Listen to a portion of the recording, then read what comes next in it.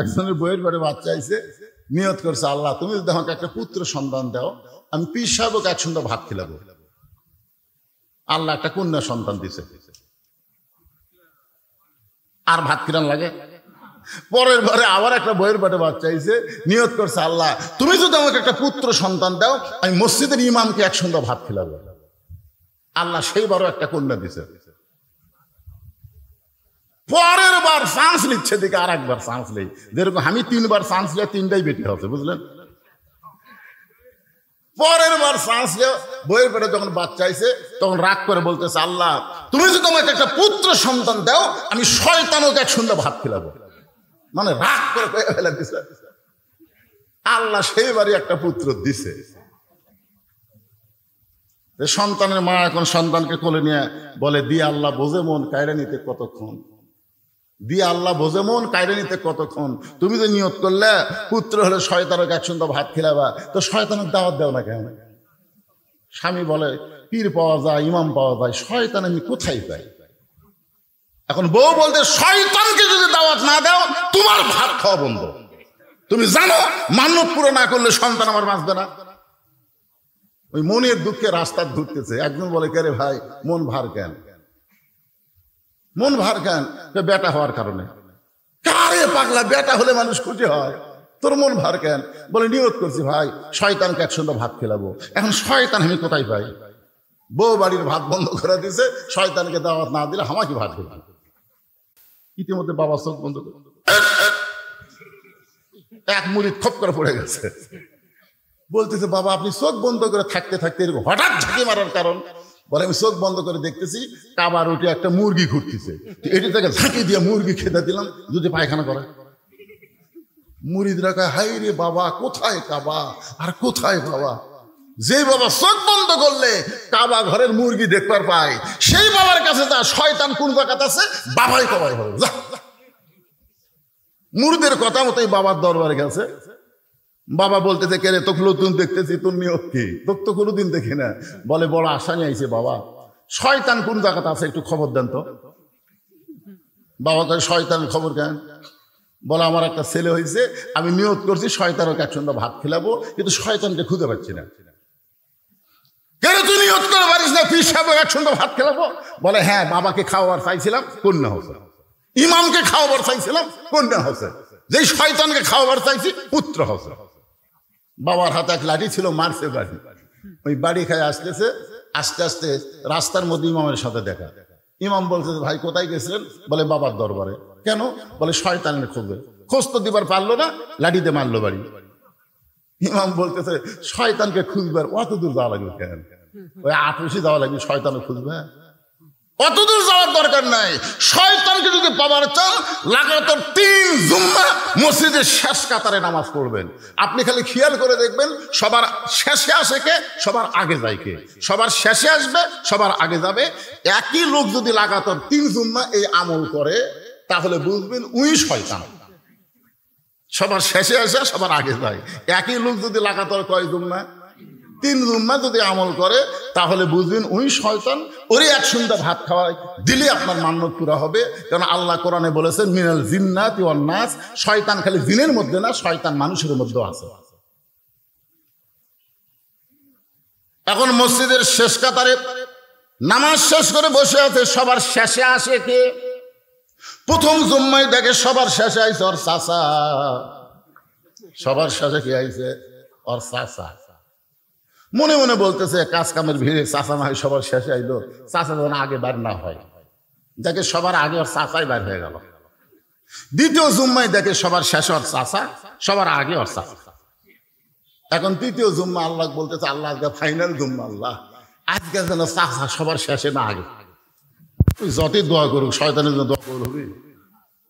সবার শেষের চাচাই আইছে, ওই এখন বলতেছে আল্লাহ শেষে আইছে কিন্তু সবার আগে যেন বার না হয়, অন্তত চাচার আগে কেউ একটা বার হোক। কারণ আমি শয়তান দেখবার চাই, তাই বলে বাপের ছোট ভাই শয়তান হোক এটা আমি দেখবার চাই না। কিন্তু যেই মাত্র সালাম ফিরাছে চাচাই আগে বার হয়ে গেছে। একদিক দিয়ে খুশি, একদিক দিয়ে বেজার। খুশি হওয়ার কারণ হলো শয়তান পাওয়া গেছে, আর বেজার হওয়ার কারণ হলো চাচাই শয়তান। এখন চাচার বাড়িতে গিয়ে বলে, চাচা আগামী সোমবারে আমার বাড়িতে আপনার দাওয়াত, আগামী সোমবারে দুপুর বেলায় আমার বাড়িতে আপনার দাওয়াত। চাচা ছোট বাচ্চার মতন কাঁদতেছে। ভাস্তা বলে, চাচা কান্দেন কেন? চাচা কান্দের বলে, বর্তমানে বইয়ের অত্যাচারে, বেটার বইয়ের অত্যাচারে বেটার বাড়িতে আমার খাওয়া হয় না, আর তুই ভাস্তা হয়ে আমার দাওয়াত দিবি। অনেক বেটার বউ আছে, বেটার বউ হওয়ার পর থেকে বাপ মাকে আর দেখতে দেয় না। ধরে কোন কথা ঠিক কিনা? এরকম আছে না? না, শাশুড়ি বসে আছে বইয়ের কাছে।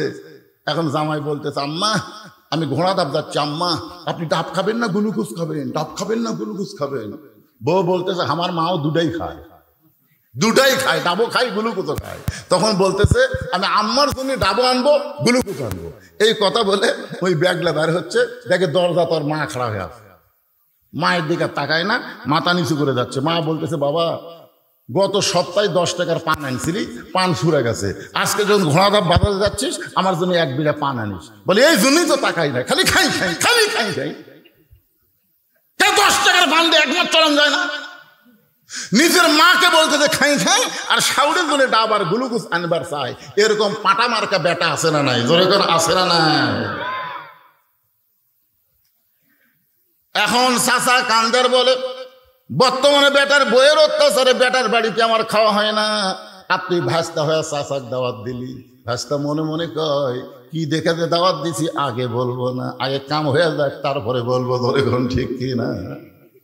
বাগান একটু মনোযোগ দেন। এইরকম জুমার নামাজ আদায় করে অনেক আল্লাহর বান্দা। আগামী সোমবারে চাচার ভাস্তার বাড়িতে চাচার দাওয়াত। আমি আপনাদের অবশ্যই বলবো খবরটা কি হয়। তার আগে যারা শুধু জুম্মার নামাজ পড়ে তাদের জন্য বলতেছি। একজন আমাকে বলতেছে, হুজুর আমি 5 ওয়াক্ত পড়ি না, শুধু জুম্মার নামাজ পড়ি, আমি কি বেনামাজি? কন আপনি কন, আমি তো জুম্মার নামাজ পড়ি হুজুর, তাই বলে কি আমি বেনামাজি? আল্লাহ আমার জান্নাত দিবে না? তখন আমি বললাম, লা তাকনাতু মির রাহমাতিল্লাহ, ইন্নাল্লাহা ইয়াগফিরুয যুনুবা জামিয়া ইন্নাহু হুয়াল গাফুরুর রহিম। আল্লাহর দয়ার কোনো সীমা? আল্লাহ হাসরের ময়দানে বলবে, এই যারা 5 ওয়াক্ত নামাজ পড়নি, খালি জুম্মার নামাজ পড়েছো, আমি আল্লাহ তাদেরকে জান্নাত দিয়ে দিলাম, যাও। তখন খালি জুম্মা যারা পড়ছে এরা খুশি হবি ভাই। আয় আয়, ওরা কষ্ট করে ফজর পড়ছে, জোহর পড়ছে, এসা পড়ছে, খালি জুম্মা পড়ে জান্নাতে যাচ্ছি রে। জান্নাতের দরজার যায় দেখে বিশাল একটা তালা। জুম্মা পাটি বলবে, আল্লাহ জান্নাত দিলেন, জান্নাতের দরজার যে তালা লাগানো আছে, আল্লাহ বলতেছে খুঁজা দেখ, চাবি তোদের কাছে আছে। এবার জুম্মা পাটি খুঁজা দেখবে, পকেটের মধ্যে একটা চাবি আছে। ওই চাবিটা তালার মধ্যে ঢুকবে কিন্তু ঘুরবে না, ঢুকবে ঠিকই ঘুরবে না। বলে, আল্লাহ চাবি তালার মধ্যে ঢুকলো কিন্তু ঘোরে না। আল্লাহ বলে, তালার মধ্যে 5টা দাগ আছে, তোর চাবির মধ্যেও 5টা দাগ থাকা লাগবে, দাগে দাগে মিল হবে, কুটটুস করে তালা খুলবে। তোর চাবির মধ্যে দাগ আছে, তাই তেল তেলা। আল্লাহ কিসের 5টা দাগ? আল্লাহ বলবেন, ফজর জোহর আসর মাগরিব এশা, এই 5 ওয়াক্ত নামাজ দ্বারা পড়বে, আসসালাতু মিফতাহুল জান্নাহ, তাদের চাবিটা জান্নাতের দরজা খুলে যাবে। জোরে বলেন সুবহানাল্লাহ। তাহলে ঈমানকে রক্ষা করতে গেলে 1 নম্বর ইবাদতের নাম কি? আরো জোরে বলেন, নামাজ। পুরুষ মানুষের জন্য 1 নম্বর ইবাদতের নাম হলো নামাজ। কিন্তু যারা নারী, এই তেল ধাপের মরদেরা, আপনারা মরদ মানুষ, আপনাদের জন্য 1 নম্বর আমল হলো নামাজ। কিন্তু যারা মেয়ে মানুষ তার জন্য 1 নম্বর আমল কি? আমি চা খাই না ভাই, জীবনেও চা খাই না। এদের উপর 42 বছর হয়ে গেল আমার ওয়াজের বয়স, চা কেউ খিলাফ পাননি। আমি সেই দিন চা খাবার চাইছি যেদিন আমার সামনে বসা শ্রোতারা সবাই 1 কাপ করে পাইবে। কারণ খাওয়ার একটা আদর আছে, একলা খাইও না, সবাই মিলে খাও। জোরে কোনো কথা ঠিক কিনা? এক সাহাবী নবীর কাছে 1 গ্লাস দুধ নিয়েছে, এসে বলতেছি, ইয়া রাসূলুল্লাহ এই দুধটা যদি আপনি পান করেন তাহলে আমি খুবই খুশি হই। নবী গিলাসের দিকে তাকালেন আর সাহাবীর দিকে তাকালেন। নবী তাকায় দেখে সাহাবী খুব গরিব মানুষ। সাহাবী খুব কি মানুষ? গরিব মানুষ। 1 গ্লাস দুধ। নবী কানে কানে বলে, আমার কাছে আসো। যে কাছে আইছে তখন বলতেছে, তুমি যে 1 গ্লাস দুধ দিয়েছ আমার খিলানোর জন্য, যখন আমি একলা থাকি তখন আমার দিতে পারো নি। এখন এতগুলা সাহাবীর সামনে আমি ওয়াজ করতেছি, আর তুমি 1 গিলাস দুধ লিয়াচ্ছ। তোর কাছে হুজুর আমার বাড়ির তো আর নাই, বস, তোর বাড়ির যখন নাই তোর বস। বসে আল্লাহ রাসূল বলতেছে, আবু বকর তোমার থেকে শুরু হবে, এই গিলাসটা নাও, তুমি পেট ভরে দুধ পান করে উমরকে দিবে, উমর পেট ভরে পান করে ওসমানকে দিও, ওসমান পেট ভরে পান করে আলীকে দিও। এইভাবে রাসূল বললেন যে সবাই পেট ভরে দুধ পান করে আর একজনকে পার করে দিও। তাও আবু বকর গিলাসের দুধের দিকে তাকায় আর চিন্তা করে, যে দুধ আছে আমি 2 ঢোক খালি দুধ শেষ, পেট ভরে কেমনে হবে? আবু বকর রাদিয়াল্লাহু বারবার গিলাসের দিকে তাকায় থাকে।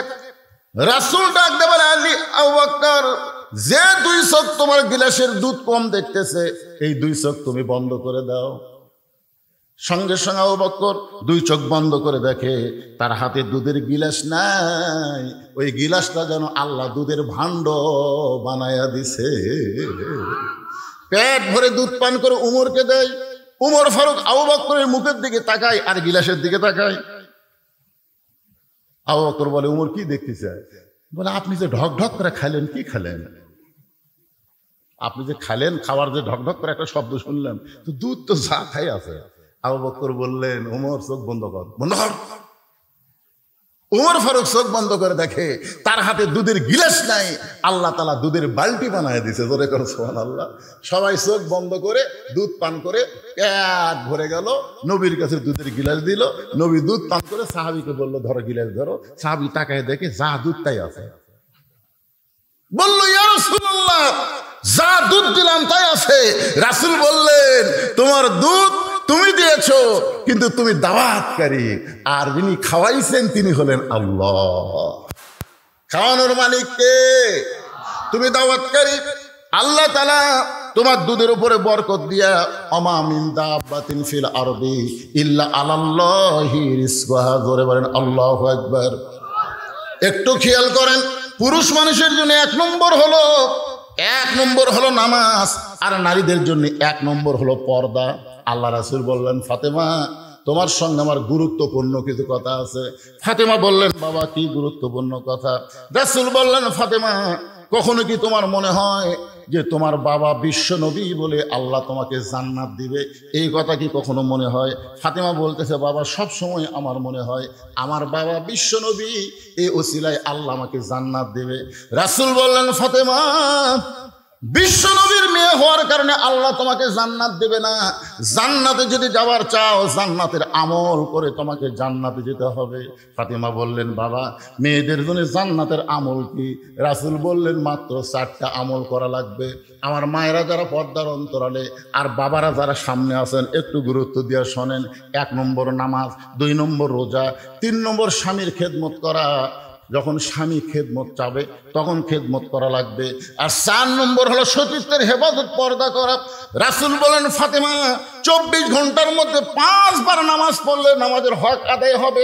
24 ঘন্টায় নামাজ পড়া লাগবে না। রমজান মাসে, শুধু রমজান মাসে রোজা রাখলে রোজার হক আদায় হবে, সারা বছর রোজা রাখা লাগবে না। ও ফাতেমা, স্বামী যখন খেদমত চাবে তখন খালি স্বামীর খেদমত করবে, সব সময় খেদমত করা লাগবে না। কিন্তু সতীত্বের হেফাজত, পর্দা করা, এই পর্দা ফাতেমা 24 ঘন্টায় করা লাগবে। 1 মুহূর্ত নারীরা পর্দা ছাড়া থাকতে পারবে? কথা জোরে কর না কেন? 1 মুহূর্ত। সঙ্গে সঙ্গে ফাতেমার কাছে একটা ওড়না ছিল, এই ওড়নাটা মাথার উপরে দিয়া ফাতেমা বললেন, বাবা এই মুহূর্তে আমি পর্দার মধ্যে ঢুকে গেলাম, এই মুহূর্তে আমি পর্দার মধ্যে ঢুকে গেলাম। আল্লাহ রাসূল বললেন, আল্লাহ, আমার মেয়ে পর্দার মধ্যে ঢুকে গেল, আল্লাহ তুমি তার পর্দাকে কবুল করে নাও। ফাতেমা বললেন, পর্দার মধ্যে ঢুকে গেলাম। রাসূল দোয়া করলেন, পর্দার মধ্যে ফাতেমা ঢুকে গেল। একদিন আল্লাহ রাসূলকে বলে, নবী গো, আপনার ফাতেমার পর্দা দেখে আমি আল্লাহ এত খুশি হয়ে গেছি, আমি আপনার মেয়েকে ডিগ্রি দিলাম, আমি আপনার মেয়েকে ডিগ্রি দিলাম সাইয়্যিদাতুন নিসাই আহলুল জান্নাহ, ফাতেমাতুজ জোহরা। আপনার ফাতেমা হবে জান্নাতি নারীদের নেত্রী। আপনার ফাতেমা হবে জান্নাতি নারীদের নেত্রী, শুধুমাত্র এই পর্দার আমলের কারণে। জোরে কর না সুবহানাল্লাহ। রাসূল তো সেই খুশি।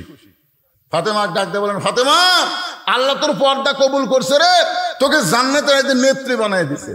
ফাতেমা তো সে আনন্দ, আল্লাহ আমাকে জান্নাতের এদের নেত্রী বানালো। বাংলাদেশের নেত্রী না, জান্নাতি নারীদের নেত্রী। এই কথা বলে রাসূল যখন চলে যাচ্ছে খুব খুশি।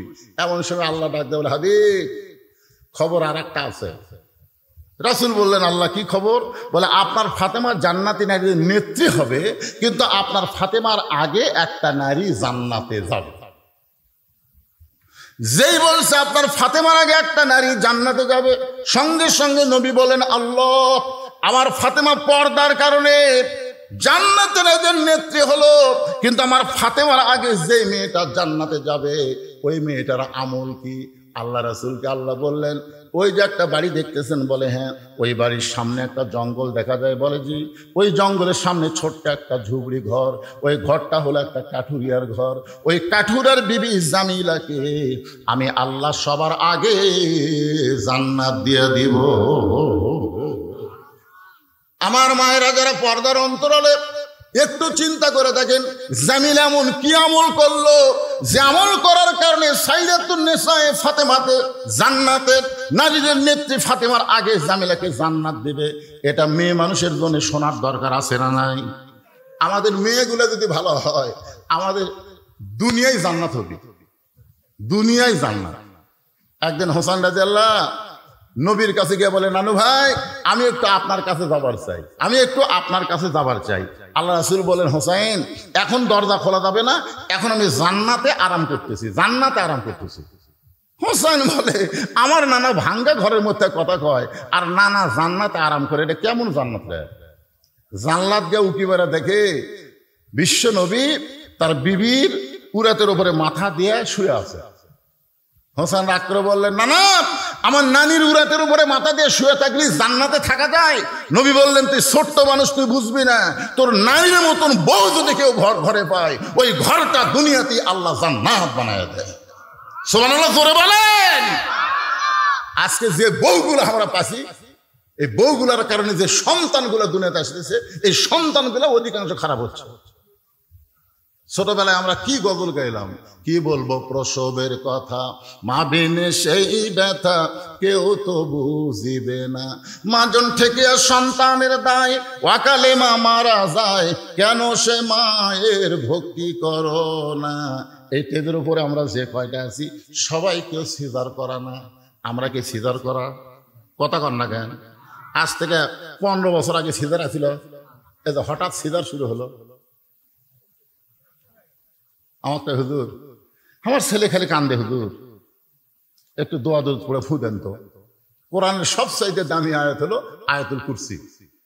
আয়াতুল কুরসি করে ফু দিলাম, ফু দেওয়া মাত্র ওর কান্নার বেড়ে গেছে, আগে যা ছিল তার চেয়ে বেশি। ওর মাও কয়েকদিন পরে এসে বলতে, হুজুর কি দোয়া দিলেন, কান্না তো থামলই না, বরং বেশি হয়েছে। হুজুর একটু পানি পড়া দেন তো। বিশ্বাস করেন, সূরা ফাতিহা, যাকে সূরাতুশ শিফা বলা হয়, সূরা ফাতিহা, সূরা ফালাক, নাস, এই 3 সূরা একত্র করে 1 বোতল পানি ফুঁক দিয়ে বললাম, মা বিসমিল্লাহ করে খাওয়া দাও।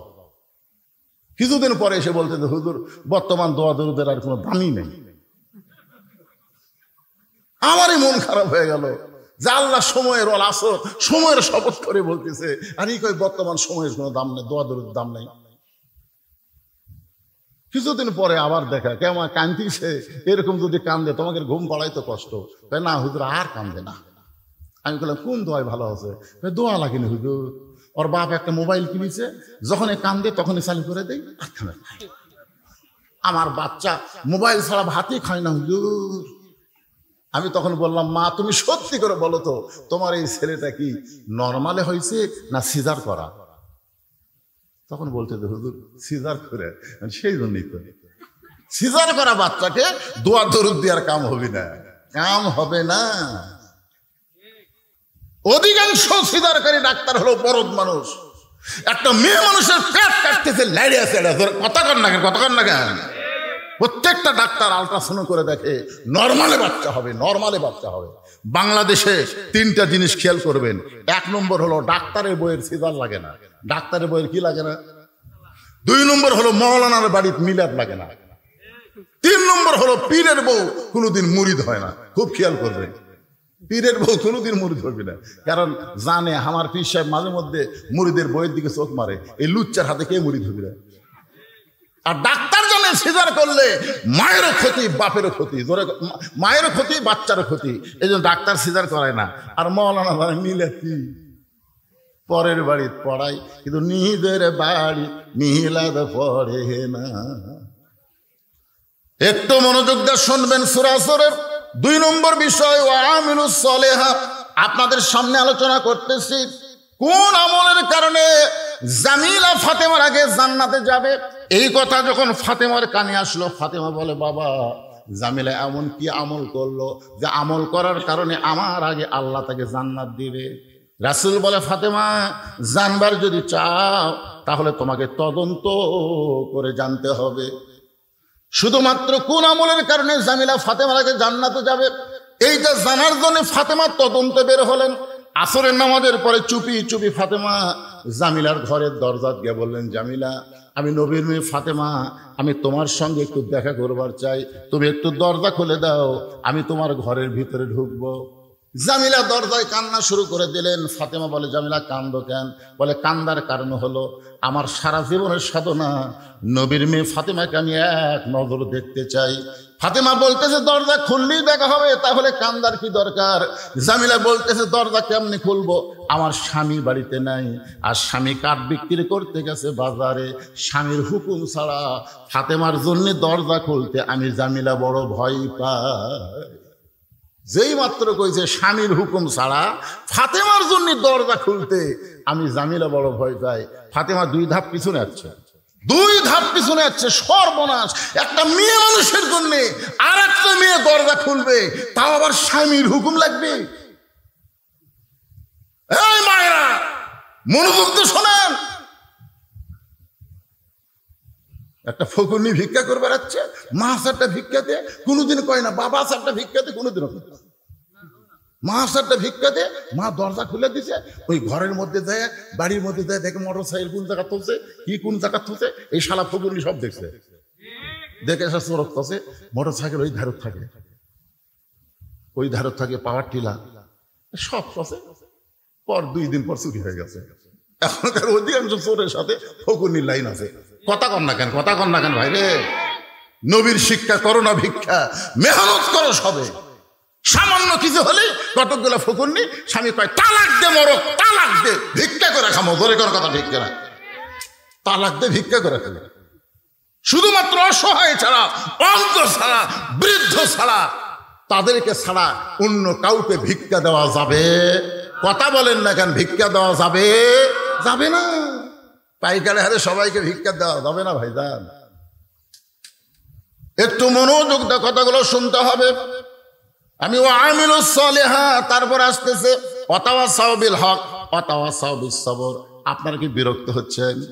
একটু মনোযোগ দিয়ে কথাগুলো শুনতে হবে। ফাতেমা 2 ধাপ পিছনে আইছে যে স্বামীর হুকুম ছাড়া আমার জন্য দরজা খোলে না, এর বাড়ির মধ্যে ঢোকাই লাগবে। এমন কি আমল করে যে আমল করার কারণে আমার আগে আল্লাহকে জান্নাত দেবে, এটা আমার জানাই লাগবে। ফাতেমার আকর্ষণ আরো বাইরে গেছে।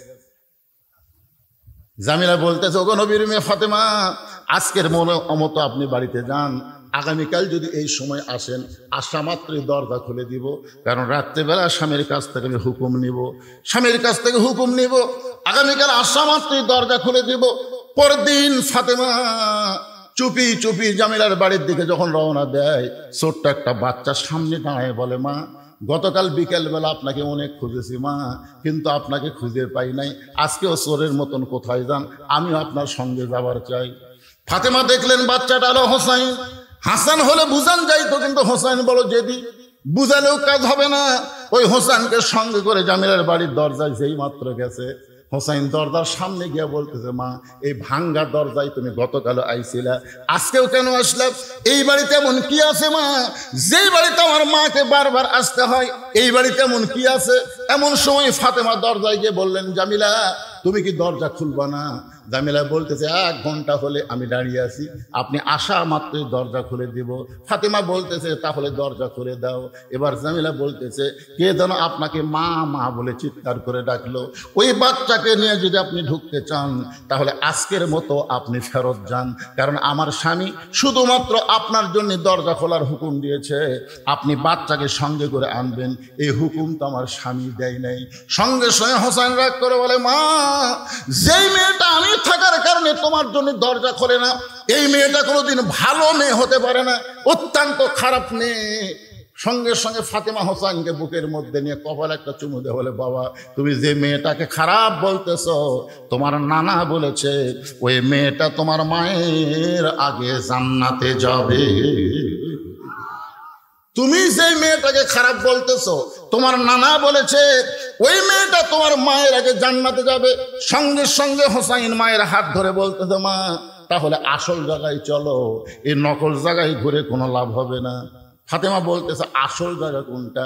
হোসাইন বলে তুমি চেনো না, আমি তোমাকে টেনে টেনে আসল জায়গায় নিয়ে যাব। আপনারা বলেন তো গোটা পৃথিবীর মধ্যে আসল জায়গা কোনটা?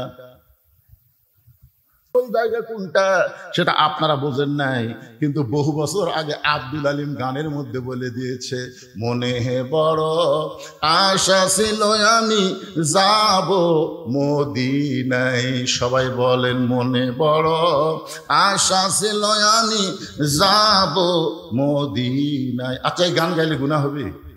এই গান প্রথম কে গাইছিল? আব্দুল আলিম 69 সালে দিনাজপুরে। দিনাজপুরের সমস্ত আলেমেরা ফতোয়া দিছে আব্দুল আলিম আপনি মূর্খ, আপনি মূর্খ দেখে এই গান এভাবে গাচ্ছেন। আব্দুল আলিম বলতেছে আমার মধ্যে মূর্খামির কি দেখলে? সমস্ত আলিম বলতেছে আব্দুল আলিম গানটা যদি গাবার চাও তাহলে এভাবে গাও মনে হে বড় আশা ছিল যাব মক্কা মদিনায়।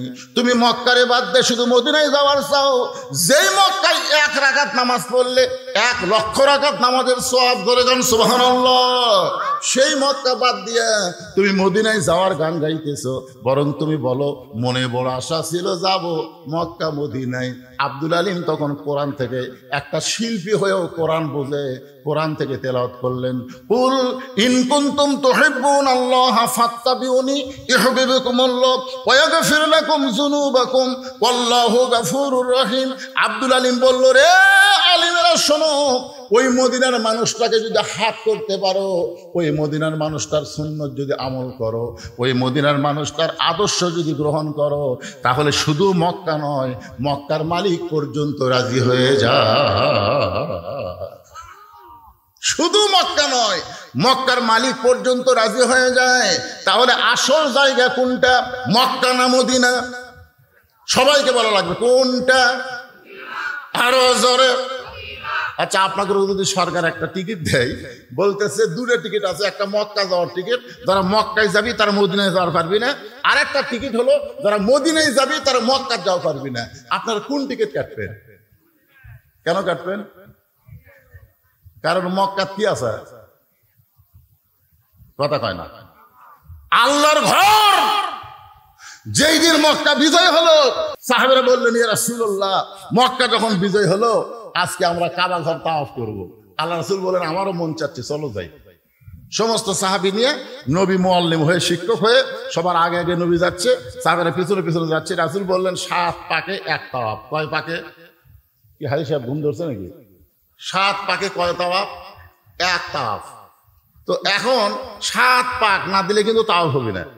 তো আল্লাহ রাসূল 4 পাক দেওয়ার পরই ব্রেক করলেন। তো নবী যখন ব্রেক করলেন সাহাবীরাও ব্রেক। সাহাবীরা বললেন ইয়া রাসূলুল্লাহ ওমর ফারুক তো একটু সাহস বেশি, হুজুর 7 পাকে 1 তাওয়াফ দেওয়া, তা আপনি 4 পাকে থামলেন কেন? আল্লাহ রাসূল বললেন আমরা যে কাবাকে তাওয়াফ করতেছি সে কাবার ঘরের খবর কি? দরজা যখন আসে তাহলে খবর নেওয়ারও ব্যবস্থা আছে, ধরে করে আসে না, কথা করে আসে না নাই? তো সাহাবীরা বললেন ঠিকই তো তাই। আল্লাহ রাসূল কাবা ঘরের দরজা খুলে দেখে 360টা মূর্তি। ওমর ফারুক বললেন এতদিন মদিনা থেকে এই কাবার দিকে মুখ করে নামাজ পড়ছি, যে কাবার মধ্যে 360টা মূর্তি। আল্লাহ রাসূল বলে ওমর তুমি কি বলতে চাও? ওমর বলতেছে আল্লাহর ঘরের মধ্যে তারা মূর্তি ঢুকালো কেমনে? রাসূল বললেন, ওমর, কাবার কোনো পাওয়ার নেই। মসজিদের ইমাম যদি এশার নামাজ পড়ে তালা না দিয়ে বাড়ি যায়, আর ফজর আযান দিবার আসে তাকে মাইক নাই, আপনার বলেন দোষ কার হবে? এ কথা কয় না কেন? দোষ কার হবে? ঘর কার? তো আল্লাহর ঘর, আল্লাহ সাইজ করবি, মুয়াজ্জিনের উপর দায়িত্ব দেয়। কাবার কোনো দাম নাই যদি কাবার আশেপাশে মুসলমান না থাকে। ধরে কারণ ঠিক কিনা? মসজিদের কোনো দাম থাকবে না যদি মসজিদে মুসল্লি না যায়। আমি আক্কেলপুর ওয়াজ করতে যাওয়ার সময় আসরের নামাজের সময় রাস্তার পাশে একটা মসজিদ, আসরের নামাজ পড়ার জন্য মসজিদে ঢুকলাম। গোটা মসজিদ টাইলস করা, সেই টাইলস 32x32, কিন্তু লোকদের দেখে ধুলে। আমি মুয়াজ্জিনকে বললাম, কে রে ভাই, ধুলে কেন? ঝাড় দাও না। হুজুর আজান দেয়, আকামত দেয়, কেউ আসে না, তো খামাকা ঝাড় দিয়ে কি হবে? এই দেখেন, আমি যেটি নামাজ পড়ি এটি পরিষ্কার। আমি নামাজ পড়ি, গামছা দিয়ে বাড়ি মারি, আল্লাহ ভাববে। তাই আপনি যখন আসছেন আপনার জন্য পরিষ্কার করে দিচ্ছে হুজুর। হ্যাঁ, তাহলে ঝাড় দাও না। না হুজুর, শুধু জুম্মার দিন ঝাড় দিই, শুধু নামাজের দিন ঝাড় দিই। আমাদের এলাকার লোকেরা মনে করে জুম্মার দিন হলো নামাজের দিন। মনে আছে চাচার কথা, মনে আছে না ভুলে গেছে? সব মনে তোবা। আগামী সোমবার ভাস্তার বাড়ি চাচার দাওয়াত, একটা খেলা হবে। ধরে কোন কি হবে? একটা খেলা। শুধু জুম্মার নামাজ পড়ে, 5 ওয়াক্ত পড়ে না। একটু মনোযোগ দেন। হুসাইন মায়ের হাত ধরে টেনে টেনে নিয়ে আইছে আল্লাহর নবীর কাছে। আল্লাহর নবীর কাছে এসেছে। ফাতেমা জোহাত করে বলতেছে, বাবা আমার কোনো দোষ নাই, আমি প্রথম দিন গেছি, স্বামীর হুকুম নাই দেখে জামিলা দরজা খোলে নাই।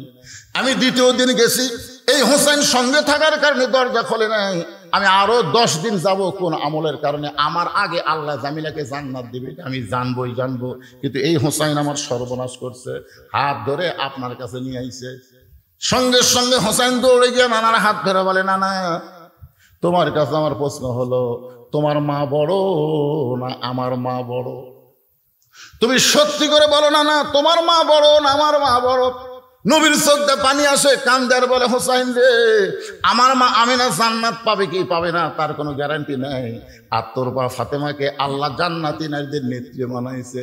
হোসাইন বলতেছে, যদি তুমি এটা জানতে তাহলে সাধারণ একটা কাঠুরার বইয়ের দরজায় আমার মাকে যাবার বলতে না। এটা যদি তুমি জানতে না, না আমার মাকে কাঠুরার বইয়ের দরজায় তুমি পাঠাইতা না। কোন আমলের কারণে?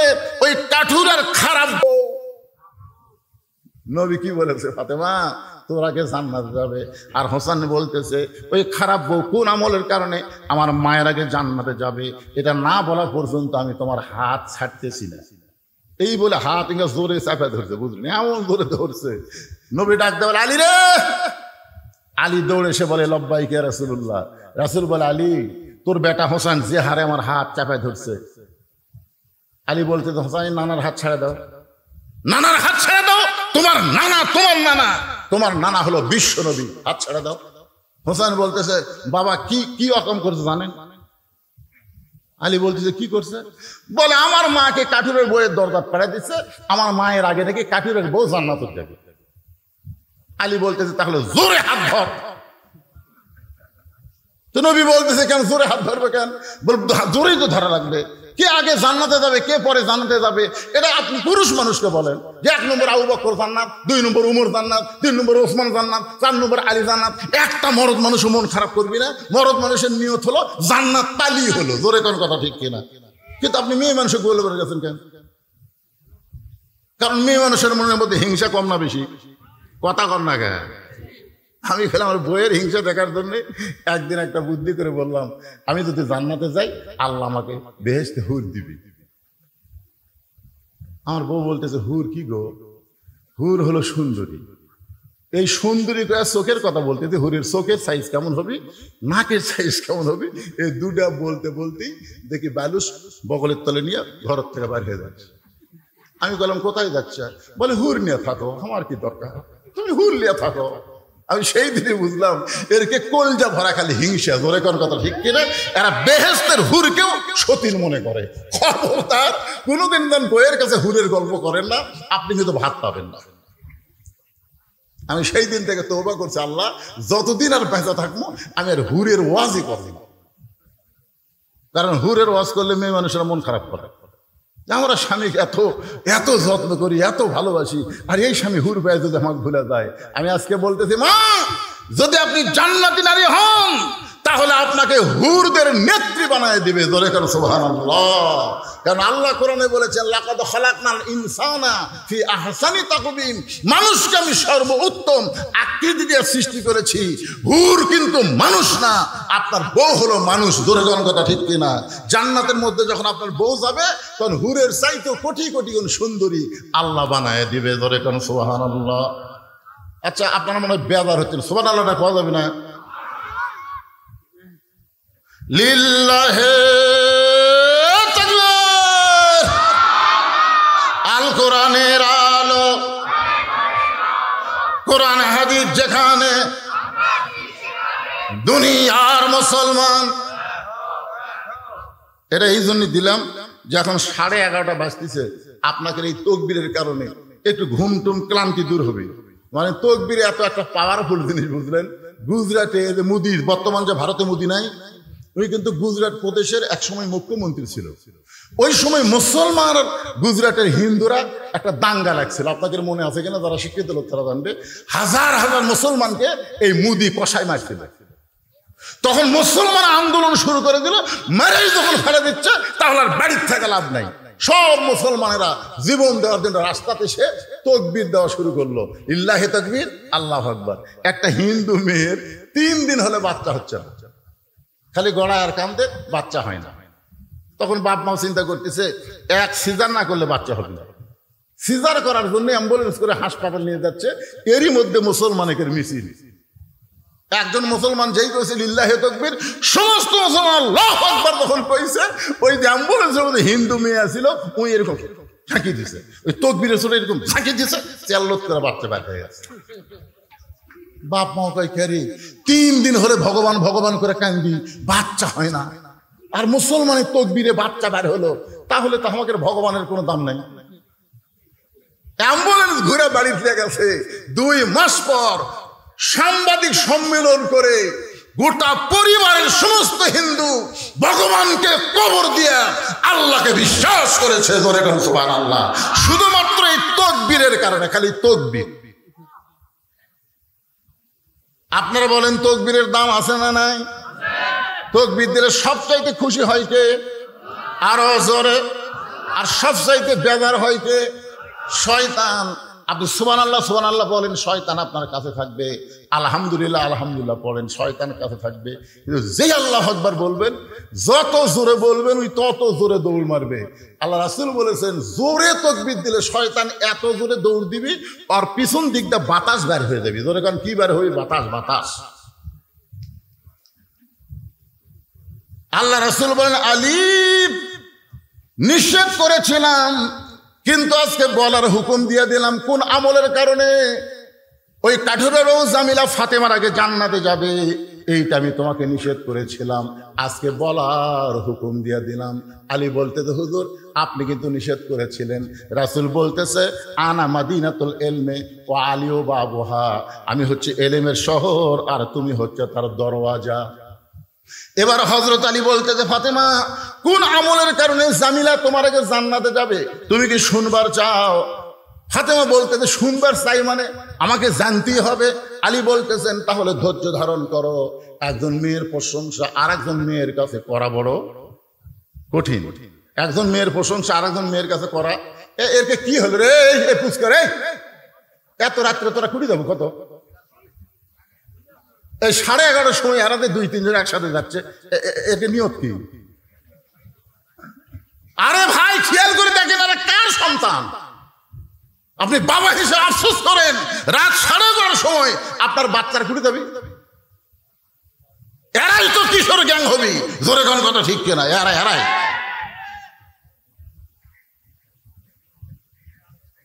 যুবকেরা খালি মনোযোগ তো শোনো। সোমবার দিন চাষা যাবি ভাইস্তার বাড়ি দাওয়াত খাবা, শুক্রবারের ফজিলত কি আজকেই বুঝা পাবা। আমার মা বোনদের জন্য বলতেছি, আমার মায়েরা ভালো হওয়ার দরকার আছে না নাই? জোরে কোন আছে না নাই? আলী বলতেছেন, ফাতেমা তোমার কি মনে আছে একদিন দুপুরবেলা তুমি কাঁদতে কাঁদতে আমার সামনে? আমি আলী বললাম, ফাতেমা কান্দো কেন? বলে, কান্দার কারণ হলো আমার হাসান হোসাইন না খাইয়া ঘুমায় গেছে। ঘুম থেকে চেতন পায়ে খাবার চাবে, কিন্তু গোটা বাড়ি খুঁজে দেখলাম কোনো খাবার নাই। ওগো স্বামী, আমি খোঁজতে দেখলাম আপনার একটা টাকাও নেই। তাহলে আমার হাসান হোসেন ক্ষুধার জ্বালায় ঘুমিয়ে গেছে, এখন ঘুম থেকে উঠে যদি খাবার চাই আমি কি করব? এই জন্য একটা ওড়না এনে আপনার হাতে দিলাম, এই ওড়নাটা বিক্রি করে যেই টাকা হবে সেই টাকা দিয়ে আপনি খাবার নিয়ে আসবেন। আলী বলতেছেন, ফাতেমা তোমার ওড়নাটা আমি জামার পকেটের মধ্যে ঢুকাই ফেললাম, কারণ আমার মনের মধ্যে সন্দেহ হলো এই ওড়নাটা বের করে যদি বিক্রি করবার চাই আর খরিদ্দার যদি জিজ্ঞাসা করে ওড়না কার, আমি যদি বলি আমার বইয়ের ওড়না, তাহলে খরিদ্দার মনে মনে চিন্তা করবে যেই স্বামী বইয়ের জিনিস বেচা খায় এই স্বামী হলো দুর্বল স্বামী। কথা বুঝলেন না? যেই স্বামীরা বইয়ের জিনিস বেচা খায় এরা কি স্বামী? ভাত খায় আর বারবার বইয়ের গলার দিকে তাকায়, ভাত খায় আর গলার দিকে তাকায়। তো বউ ব্লাউজের বোতাম খুলে দিছে, দেখো কি দেখতে হয়, ইটা তাকাও কেন? স্বামী বলতেছে, হতে হচ্ছে না রে, হতে হচ্ছে না। বউ কয়, কি হচ্ছে না? আমার জমির ধারে এক জমিবার আছে, ৮০,০০০ টাকা দাম, আমার ৬০,০০০ টাকা আছে, ২০,০০০ টাকার জন্য এই জমি হাত ছাড়া হয়ে গেল। বউ বলতেছে, ইন্নাল্লাহা মা'আস সাবিরিন, ধৈর্য ধরেন, এবার হয়নি সামনে বার হবি। স্বামী রাগ করে কয়, তোর বাপের জমি, আমার জন্য ১ বছর থুবি। বউ কয়, আমার উপর রাগ করেন? রাগ করি না রে, এই যে বিয়ের সময় তোর বাপ যে মালা দিছে, যেই মালা গলা দিয়ে আমার ভাত খাওয়াস, এই মালা খালি সোনার মালা, এর কোন সাইজ আছে? ১ ভরি সোনার মালা আমাক দে। এই মুসলমানের বাচ্চা ভাত সামনে নিয়ে বলতেছি, আগামী বছর এই সময় তো ২ ভরি সোনার নতুন মালা বানিয়ে দেবো রে। এমন চাটি মারছে, চাটির ছোটে বউ মালা খুলে দিছে, ওই মালা বেছে জমি দিছে। মেয়েরা কিন্তু সব হিসাব না তুলে কত হিসাব থই। ১ বছর পরে স্বামী বলতেছে, কে গো তুমি যে গত বছর মালা বেছে জমি দিলে, ১ বছর চলে গেল, আমার মালার খবর কি? স্বামী বলতেছে, তুই বদরুল রশিদের ওয়াজ শুনিস নি? বউ কয়, বদরুল রশিদ আবার কি ওয়াজ করছে? বদরুল রশিদ ওয়াজ করছে মেয়েরা কেবলমাত্র এক ব্যক্তির জন্য সাজতে পারবে, সেই ব্যক্তি হলো তার স্বামী। স্বামী ছাড়া অন্য কারোর জন্য মালা গলার দেওয়া জায়েজ নাই। তাহলে আমি স্বামী, আমার জন্যই তো তুই গলা মালা দেব। তা আমার যদি মালা ছাড়াই ভালো লাগে তাহলে মালার কি দরকার রে? ভালোবাসা হলো অন্তরে। জোরে কর কথা, ঠিক কিনা? বউ কয়, হাই রে সিটার রে। এরকম কতগুলো স্বামী আছে না নাই? বইয়ের জিনিস বেচা খায়। জোরে কর, কার জিনিস? বইয়ের জিনিস বেচা খায়। আলী মনে মনে চিন্তা করে, ওড়না বিক্রি করবার গেলে যদি কেউ জিজ্ঞাসা করে এটা কার ওড়না, আমি যদি বলি আমার বউ ফাতেমার ওড়না, তাহলে লোকটা মনে মনে চিন্তা করবে আলী বড় দুর্বল হয়ে গেছে, বইয়ের জিনিস বিক্রি করতেছে। আলী পকেটের মধ্যে নিয়ে গোটা বাজার ঘুরতেছে। হঠাৎ একজন খরিদ্দার এসে বলে, আলী ভাই, আলী ভাই, আপনি মনে হয় কিছু বিক্রি করবেন। আলী চমকে উঠছে, আমি বিক্রি করব এটা আমার আল্লাহ জানে আর আমি জানি, দুনিয়ার কোনো মানুষ তো জানার কথা না। হঠাৎ হযরত আলী দেখতে পাই ওই লোকটা ব্যাগ ফাঁক করে ধরছে। আলী ওড়নাটা যেই মাত্র ব্যাগের মধ্যে দিল, লোকটা একটা বার ওড়নার দিকে তাকালো না। ওই ব্যাগের মাথা ধরে আলীর হাতে ৬টা দিরহাম দিয়ে কোথায় যেন উধাও হয়ে গেল। হযরত আলী ৬টা দিরহাম নিয়ে এক দৌড়ে খাবার দোকানদারের কাছে গিয়ে বললেন, ভাইজান, আমার হাসান হোসেন না খেয়ে ঘুমায় গেছে, চেতন পাইলেই খাবার চাবে। এই ৬টা দিরহামের যে খাবার হয় সে খাবারটা একটু টোপলা করে দাও। দোকানদার টোপলা করে যখন আলীকে দিবে, আলী পকেট থেকে যখন ৬টা দিরহাম দোকানদারকে দিবে, এমন সময় এক ফকির এসে বলতেছে, আলী রে, আজকে ৩ দিন হলে আমার বাড়িতে কোনো খাবার নাই।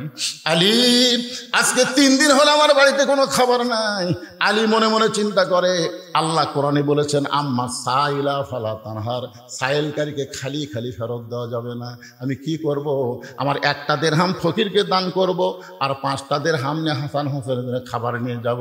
এই মনে করে ফকিরকে যখন 1টা দিরহাম দান করতে চাই, এমন সময় আল্লাহর কোরআন বলতেছে, ওমা তুনফিকু মিন শাইইন ফি সাবিলিল্লাহি ওয়াফা ইলাইকুম ওয়া আনতুম লা তুজলামুন। আলী রে, তুই যদি ফকিরকে 1টা দিরহাম দিস, আমি আল্লাহ তোকে 10টা দিরহাম দেব। তুই যদি 2টা দিরহাম দিস, আমি আল্লাহ তোকে 20টা দিরহাম দেব। তুই যদি 6টা দিরহাম দান করিস রে আলী, আমি আল্লাহ তোকে 60 দিরহাম দিয়া দেব। জোরে সোরে বলেন সুবহানাল্লাহ। হযরত আলী 6টা দিরহাম ফকিরকে দান করে দেয়। এখন দোকানদার বলতেছে, আলী ভাই, এই যে খাবার টোপলা করলাম, টোপলার খবর কি? আপনি 6টা দিরহাম তো দিয়া দিলেন, এখন টোপলা কি করব? আলী বলতেছে, এক টোপলা দিয়ে আমার হবে না, তুই 2 বস্তা খাবার প্যাকেট কর। আল্লাহর কোরআনকে বিশ্বাস করে হযরত আলী বাজারের মধ্যে ঘুরতেছে। এমন সময় এক ব্যক্তি উট নিয়ে বাজার দিকে আসতেছে। আলীর সালাম দিয়ে বলে, আলী ভাই, উটটাকে আপনি কিনবেন? আলী বলতেছে, 1 পয়সা পকেটে নাই, উটটা কেমনে নিব? উটওয়ালা বলতেছে, 100 দিরহাম বাকিতে উটটা কিনবেন, বিক্রি করে আমাকে টাকা দিবেন, এটাও কি আপনি পারবেন না? আলী বলতেছে, আমার জীবনে এমন ভাগ্য কোনোদিন হয় নাই। 100 দিরহামে বাকিটা উটটা কিনে যেই মাত্র উট বিক্রি করার বাজারে গেলাম, চারিদিক থেকে মানুষ আমাকে ঘিরে ধরে বলতেছে, আলী ভাই, আপনি হলেন শিক্ষামন্ত্রী। ধরে কান সুবহানাল্লাহ।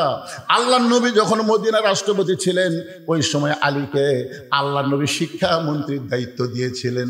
ধর্মমন্ত্রী হলেন আবু বকর, আইন মন্ত্রী হলেন হযরত ওমর, অর্থমন্ত্রী হলো ওসমান গনি, আর শিক্ষামন্ত্রী হলেন হযরত আলী।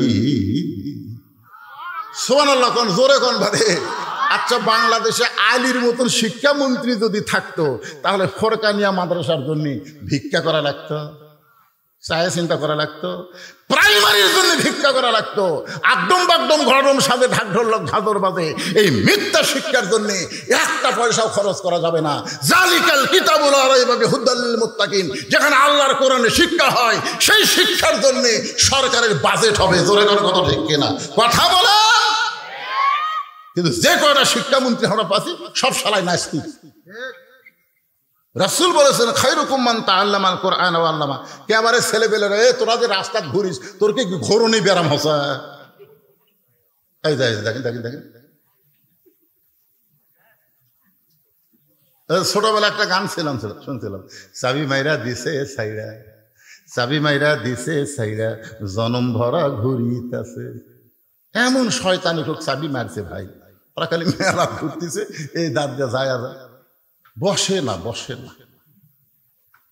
কেরে সোমবার দিন চাচা ভাইস্তার বাড়ির যাবি, তারপরে তোরা বসিস না কেরে? দেখছো 2জন খাটায় দাঁতের লাল চাই, তা বসে না।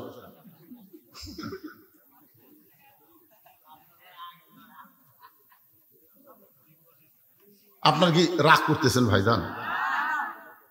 যে কয়েকজন লোক বসে কিভাবে শুনতেছে, আর ওরা পাগলা লাল ঘুরতেছে।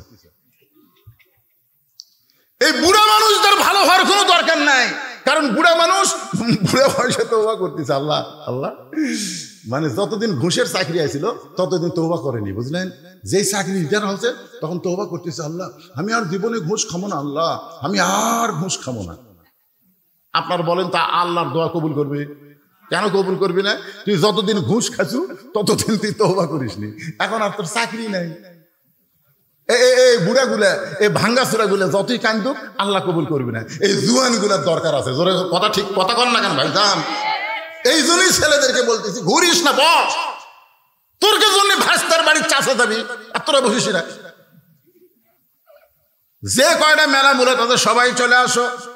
অত্যন্ত গুরুত্বপূর্ণ বিষয় আমার মায়েরা বোনেরা, মনোযোগ দিয়ে শোনেন। হযরত আলী যখনই উটের বাজারে গেছে উট বিক্রি করতে, চারিদিক থেকে খরিদ্দার এসে বলতেছে, আপনি না শিক্ষামন্ত্রী, কবে থেকে এই ব্যবসা শুরু করলেন? একজন খরিদ্দার কানে কানে বলে, আলী ভাই, বাজার খুবই খারাপ জিনিস, মসজিদ হলো ভালো জায়গা। আপনার বলেন তো, মসজিদ ভালো না বাজার ভালো? আপনাকে কোন জায়গা ভালো লাগে? মসজিদ। 4 মিনিট আগে মসজিদে ঢুকলে 5 বার ঘড়ি দেখে, 4 মিনিট আগে মসজিদে ঢুকছে, ওই 5 বার ঘড়ি দেখতেছে। মুই দেখতেছে পাশে ফোন করতে, ভাই আর কয় মিনিটে? এখনো 3 মিনিট। আজ ঘড়ি লড়তেছে না রে, আজ ঘড়ি লড়তেছে না। আর ঘোড়া ধাপ বাজারের যে ঘন্টার পর ঘন্টা চা স্টলে বসে আছে, একবার ঘড়ি দেখে না। আল্লাহুম্মা আফতাহলি আবওয়াব রহমাতিক, এই দোয়া পড়ে মসজিদ ঢোকা মানে আপনি ঢোকেন নাই, আল্লাহ আপনাকে রহমতের দরজা দিয়ে রহমতের সাগরে ঢুকাইছে। জোরে কোন কথা ঠিক কিনা? হ্যাঁ, বাজার অত্যন্ত খারাপ জিনিস। আলী ভাই, উটটার দাম কত নিবেন? আলী রাগ করে বলতেছে, আমি দাম চাবো না, তুমি যা মনে হয় একটা বলো। খরিদ্দার বলতেছে, 160 দিরহাম দিলাম। হযরত আলী উটটা বিক্রি করে 100 দিরহাম উটওয়ালাকে দিয়া বাকি 60টা দিরহাম না দোকানে গেছে। দোকানদারকে বলছে যে ভাই খবর কি? বলে আপনার কথা মতো 2 বস্তা খাবার প্যাকেট করেছি, দাম কত? বলে 60 দিরহাম দিলেই চলবে। হযরত আলী 60টা দিরহাম দিয়ে 2 বস্তা 2 কান্দে নিয়ে বাড়ির দিকে রওনা দিলেন। যেই মাত্র বাড়ির কাছে দরজাটা ভিড়ানো ছিল, কিন্তু আলী দরজার কাছে আসা মাত্রই দরজার খিল লেগে গেল। মানে ফাতেমা জানলা দিয়ে খালি দেখতেছে যে অন্যা বিক্রি করবার দিলাম, এত দেরি হয় কেন? কিছুক্ষণের মধ্যে তো হাসান হাসান চেতন পাবি, আর চেতন পাই তো খাওয়ার জন্য কানবি। আমার স্বামীকে হাটক যায়, কি হলো রে? এ জানলা দিয়ে দেখতেছে, দেখতে দেখতে দেখে 2 বস্তা। মনের মধ্যে সন্দেহ হয়েছে, অন্য বিক্রি করার টাকা দিয়ে বড় জোর 1 কবলা হবি, এই 2 বস্তা কোথায় পাবি? এই 2 বস্তা কান্দে দেখে খুশি না হয়ে রাগ করে দরজায় খিল লাগা দিস। আলী বলতে ফাতেমা দরজা খোলো। ফাতেমা বলতে 2 বস্তা কেমনে পাইলেন আগে সেটা বলেন। আলী বলতে তো ফাতেমা দরজা খোলো। ফাতেমা বলতেছে অন্না বিক্রি করার টাকা দিয়ে বড় জোর 1 টোপলা খাবার হবে, আপনি 2 বস্তা কোথায় পেলেন আগে সেটা বলেন। আলী বলতেছে ফাতেমা দরজা খোলো। ফাতেমা বলতেছে আগে বলেন 2 বস্তা কেমনে হলো? 10 বার। কয়বার? ফাতেমা 10 বার কইছে, আলীও 10 বার কইছে। ফাতেমা বলতেছে 2 বস্তা কোথায় পাইলেন যতক্ষণ না বলবেন ততক্ষণ দরজা খুলবো না। এমন সময় আল্লাহর কোরআন সামনে এসে বলতেছে আর রিজালু কাওয়ামুনা আলান নিসা, পুরুষেরা থাকবে নারীদের উপরে। সুবহানাল্লাহ। কোন বহুদিন আমরা বাংলাদেশে নারীদের তলে ছিলাম, আগামী ইলেকশনে আর যেন নারীদের তলে না থাকা না লাগে, মরদ মরদ যেন আমাদের নেতা হয়। জোরে কোন কথা হে কথা বলে।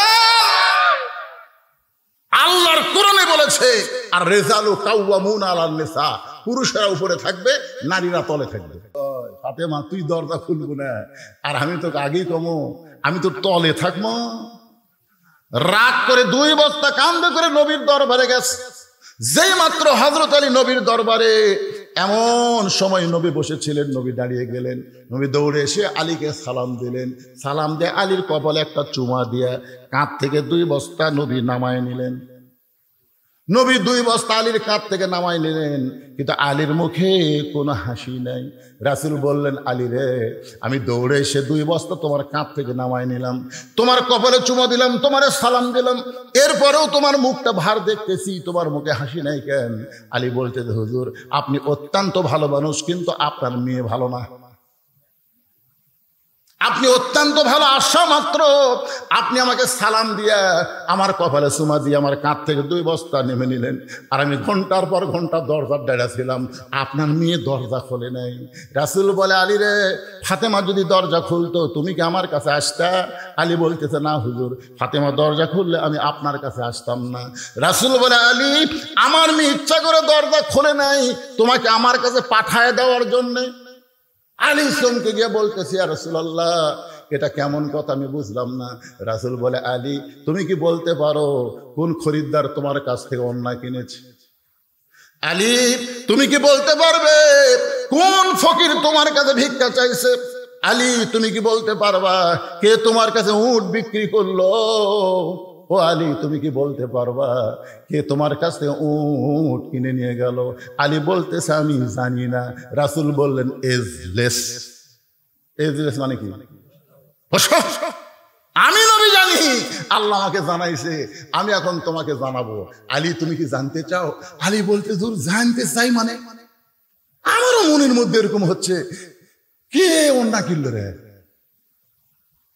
কোন ফকির আমার কাছ থেকে ভিক্ষা লেগে গেল? কে আমার কাছে উট বাকি বিক্রি করলো? আবার কে খরিদ্দার উটটা কিনলো? এটা আমি জানবার চাই। রাসূল বললেন তাহলে বসো। আলী জানবার চাই, আপনারা জানবার চান না? কারা কারা জানবার চান দেখে আল্লাহ একটু হাত দেখেন তো বাবা। এই যাই হাত তোলেনি, আল্লাহ তার হাত গান লীলা হয়ে যায়। আল্লাহ টান টান করে তোলেন তো, হাত নামান, হাত লিল্লাহে তাকবীর, হাত নামান, হাত। সবাই জানবার চান, সবাই এই নবীর এই ফোরকানিয়া মাদ্রাসাতে এখন কিছু দেওয়া লাগবে বাজান। যে 2টা হাত তুললেন, এই মাদ্রাসায় 50টা কোরআন শরীফ দেওয়া লাগবে। 1 কোরআন শরীফ এর কোন দিকে যাচ্ছে? আচ্ছা আচ্ছা, হ্যাঁ শেষ করতে দি কোটি বারে 11:30 বাজছে, শেষ করছি কুটি এটা মানুষ মারার কথা না, ভালো মানুষের কথা। চাচা ভাইস্তার বাড়ির যাবি, সেও আজ এখন আসি, ও আজ শেষ করছি আমি। এটা একটা মৌকা বুঝা যে এ আলী জানার জন্য বসে গেছে, আপনারাও জানবেন। এই নবীর মাদ্রাসা একটা কোরআন শরীফ বাবদ 500 টাকা, একটা 500 টাকা লোড দিবেন, একটা কোরআন শরীফ দান করার সওয়াব আল্লাহ আপনাকে দিবে। যাদের বাপ মা কবরে গেছে আল্লাহ কবরে সওয়াব পৌঁছায় দিবে। এমন কোন আল্লাহর বান্দা আছেন যে হুজুর আমি একটা কোরআন শরীফ বাবদ আমি 500 টাকা দিব, এরকম কোন আল্লাহর বান্দা আছেন আপনাদের মধ্যে? দেখেন দেখেন আল্লাহর বান্দার দিকে একটু তাকায় দেখেন। টাকা থাকলি এই টাকা কি বাবা লোক তুললে হবি না, লগত লগত পকরত নাই, সোনার সান আসেন আসেন আসেন। মাশাআল্লাহ মাশাআল্লাহ, দেখেন তো কয়টা দেয়। আমি চাচ্ছি একটা দিয়ে দিল, দুইটা ভিতরের গামছা আদাতে কয় টাকা হবে? কে বলো ভিতরে এখনই ভিতর গামছা কিসের? যারা যাবি সেটা পাতাম চলে যাবে, অসুবিধা কি? আমরা দানাদার ইমানদার ধান চাই, জোরে কোন কথা ঠিক কিনা? ছেলেরা যারা ডানে আছে বসো বসো বাবা বসো। এই বাকি কথাগুলো শেষ করে দিয়ে তোমাদের সবাইকে নিয়ে মোনাজাত করব। এই তেল ধাপ বড় কষ্ট করে মেহনত করে আজকের জান্নাতের বাগান লাগাইছে। একটু আল্লাহর জিকির করেন, লা ইলাহা ইল্লাল্লাহ সুবহানাল্লাহ আলহামদুলিল্লাহ লা ইলাহা ইল্লাল্লাহ। আপনি যতই লুকা লুকা দেন, জনগণ কবি সভাপতি সাহেব কি দিল এটা বলবি না, এমন ভাবে দিচ্ছে আমি যেন না কই। আসলে অনেক সম্ভ্রান্ত ব্যক্তিরাই চায় দানটা যেন গোপন থাকে। তারপর আমার ভাই নগদে 10টা কোরআন শরীফ বাবদ 5000 টাকা ধরে বলেন মারহাবা। আল্লাহ তার দানকে কবুল করেন। আল্লাহ দুনিয়াতেও সম্মান দিয়েছেন কোরআনের হাফেজ, আখিরাতে 6666টা সিঁড়ি পাড়ি দিয়া জান্নাতের উচ্চ মাকামে আমার ভাইকে জায়গা করে দেখো এখন আমিন। সবাই বলে আল্লাহুম্মা আমিন। এখন চাচা সোমবারের দিন জোরে বলেন কি বার? কেবল টান মারতেছে, আবার কি শুরু হলো? চাচা ভাতিজা এই ডেকোরেটর তুমি দিলে। আপনারা মনে করতেছেন যে ওয়াজ বাদ থুইয়া দামো, সব লোক উঠে যান, তাও ওয়াজ শেষ করে দামো। আপনারা কি মনে করতেছেন আগামীকাল বাঁচার গ্যারান্টি আছে? তাহলে ভাইজান থুইয়া দামো কেন? এই চাচা ভাতিজা ডেকোরেটর 500 টাকা দান করেছে। আমি বলতেছি ডেকোরেটর আর মাইকালা কি একই ব্যক্তি? হ্যাঁ একই ব্যক্তি। মাইকটা খুব মজা, সেই আরাম ওয়াজ করে। মাইকটা ভালো না? আমার 500 অন্তাহার আর একটা মাহফিল আছে, এই মাইকটা যেন ভাড়া লাগে। এই অন্তাহারে কেউ থাকলে ওই গ্রামেরই, আচ্ছা ঠিক আছে মাশাআল্লাহ। না ওয়াজ করে সেই মজা পাওয়া যাচ্ছে, আনন্দ পাওয়া যাচ্ছে, কথা বলতে কোনো কষ্ট লাগতেছে না। আমার আগের যে বক্তা সেই চিল্লা ওয়াজ করলে আমার ভয় লাগছিল, ওরে বাবা এরকম চিল্লা বলতে বুড়া পারবো না। কিন্তু মাইক এসে দেখতেছি চিল্লা লাগে না, চিল্লাই সুবহানাল্লাহ বলেন। এখন সোমবারের দিন চাচা সাইজা গইদা ভাইস্তার বাড়িতে দাওয়াত খাবার যাচ্ছে। জোরে বলেন কি বার? আরো জোরে কর। সওয়ালের মা খালি বারবার বলতেছে তুমি তো শয়তানকে দাওয়াত দিলা আজকে দুপুরবেলা খাওয়ানোর জন্য, এই শয়তানের সাইজ কেমন? ও মনে মনে বলতে চিন্তা করতেছে মানুষ তো আমরা এরকম, তাহলে শয়তানের সাইজ কেমন? স্বামী বলতেছে সন্তানকে যদি বাঁচাবার চাস, শয়তান যে সাইজের হোক জবান খুলে পারবো না। তুই যদি তোর সন্তানকে বাঁচাবার চাস, শয়তান যে সাইজের হোক জবান খোলা যাবে না। আসলে শয়তানকে আরো ধরে খন এখন দর দর সে ডাকতেছে। আব্দুল্লাহ আমার নাম হচ্ছে, ভাস্তার নাম আব্দুল্লাহ। আব্দুল্লাহ বউ দৌড়ে গিয়ে বলতেছে তুমি না কইলা শয়তান আসবে, তোমার চাচা ডাকছে। স্বামী বলতেছে মুখ খুললেই যদি না খায়া যায়, তোর সন্তানের বাঁচানোর কোনো বুদ্ধি নেই। খাওয়া পর্যন্ত জবান খুলবো না, কোনো জবান খুলবো না। মানে সন্তানের দোহাই দিলে মায়ের আর জবান খোলে? ভাস্তা দৌড়ে যায়, দরজা খুলে দিচ্ছে। চাচা বলতেছে আরে কি খাওয়ার সুগন্ধ, বা এত তরকারি পাক করছিস। চাচা অনেকদিন পর আপনার দাওয়াত দিতে বুঝতেছেন না, আসেন। চাচার সামনে খাবার দিছে, চাচা বলতেছে একটু দোয়া করে খাই। ভাস্তা বলতেছে আগে খাওয়া তারপরে দোয়া, কারণ ভাস্তা জানে শয়তানের দোয়া উল্টা হবে। জোরে কোন কথা ঠিক না? শয়তানের দোয়া উল্টা হয়ে যাবে। এই জন্য ভাস্তা বলে চাচা আগে খাওয়া তারপরে দোয়া। খাওয়া দাওয়ার পরে চাচা যখন দোয়া করবার চায়, ভাস্তা হাতের উপর হাত দিয়ে বলতেছে শয়তানের দোয়ার দরকার নাই। চাচা কয় কি করলি তুই? তোর বাপের আপন আমি ছোট ভাই, তুই কি করলি? আমি কইনি চাচা, মসজিদের হুজুর কসে কেরে যেই হুজুরে খামা মাস গেলে বেতন দেই সেই হুজুর আমার শয়তান করলো, চ হুজুরের কাছে যা। ভাস্তা টাইনে হুজুরের কাছে নিয়ে গেছে। হুজুর এত বড় সাহস আপনার কেমনে হলো আমার শয়তান করছেন? না আমি আপনি কইনি, এই আমি তোর চাচা শয়তান করছি। না তা তো করেনি, আপনি কছেন 3 জুম্মা লাগাতার সবার শেষে আসবি, আগে যাবি, ওই শয়তান হবি। আমি তো কারো নাম কইনি। ভাস্তা বলতে আমি চাচার মধ্যেই এ আমল পাইছি, লাগাতার 3 জুম্মা সবার শেষে আসে, সবার আগে যায়। চাচা কয় খালি 3 জুম্মা করে, আমি যেদিন থেকে জুম্মা ধরছি সেদিন থেকে এই আমল করতেছি। তোর ভাস্তা দৌড়ে যায়, চাচা হুজুর কয় হুজুর তাহলে এটা কি হলো? 3 জুম্মা যদি শয়তান হয় তাহলে 100 জুম্মার খবর। তখন চাচার চোখটা পানি পড়তেছে। ইমাম বলতেছে আপনি তওবা করেন। ইজানু দিয়ালিস সালাতি মিন ইয়াউমিল জুমআ ফাসাউ ইলা যিকরিল্লাহ।